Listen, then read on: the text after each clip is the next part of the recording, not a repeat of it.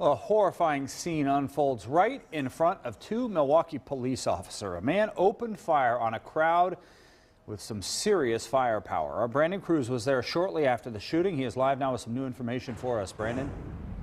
Well, Brad, it was about 2:20 this afternoon when a man gets out of a car with an assault rifle and opens fire on a crowd of 10. Two Milwaukee police officers witnessed this unfold and went right after the gunman. A 48-year-old man is under arrest. We are not going to identify him at this time, but that would be his rap sheet. Milwaukee Police Chief Ed Flynn describes the person police believe to be responsible for getting out of a car near 29th and Atkinson with an assault rifle and opening fire on a crowd of 10 people.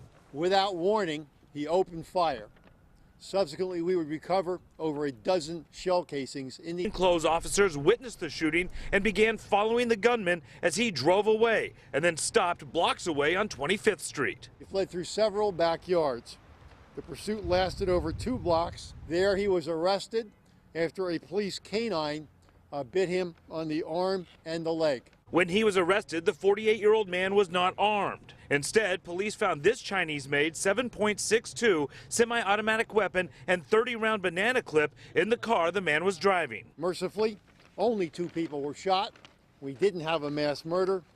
And fortunately, because of these officers' alertness and dedication. This shooting comes only one day after Chief Flynn testified on Capitol Hill about the need for background checks on gun purchases. But no, I want to stop 76,000 people from buying guns illegally. Which is why the chief was on the scene Thursday. Coming here today is simply an example of showing you and showing anybody else who's interested that in Milwaukee this is a real issue and it requires practical solutions.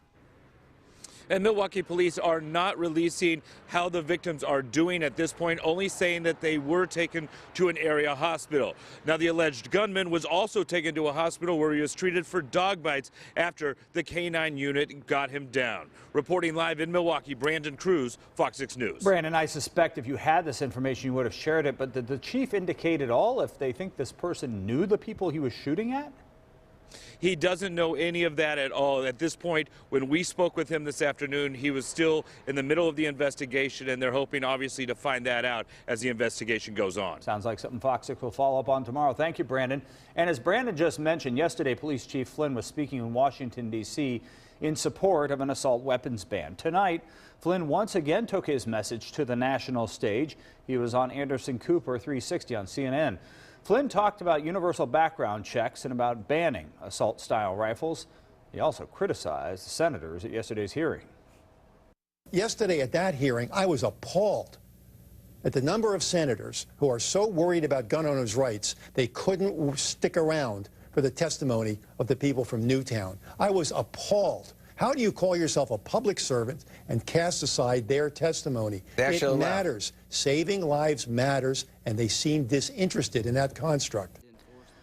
The Senate Judiciary Committee has postponed a markup for a new gun control legislation for 1 week. Republicans say they need more time to study the assault weapons ban. A West Dallas man goes to